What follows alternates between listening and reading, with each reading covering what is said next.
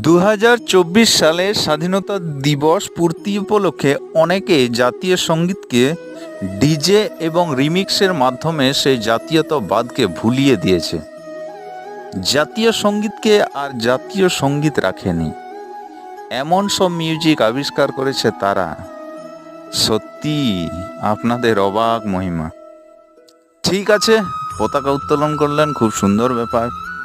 দয়া করে সেই পতাকাগুলোর মান মর্যাদা রক্ষার্থে আপনারা এখানে সেখানে দয়া করে পতাকাগুলোকে ফেলে দেবেন না। মনে রাখবেন, এই জাতীয় পতাকার জন্যে অনেক কোলের সন্তান কিন্তু শহীদ হয়েছে। এই পতাকার গুরুত্ব অপরিসীম। আপনার কাছে যেটা সামান্য মনে হচ্ছে, মনে রাখবেন আপনি ভারতবাসী। ভারতবাসী একটা গর্বের দেশ। আপনার মধ্যে বিবেক এবং সহানুভূতির বোধটুকু যদি থাকে,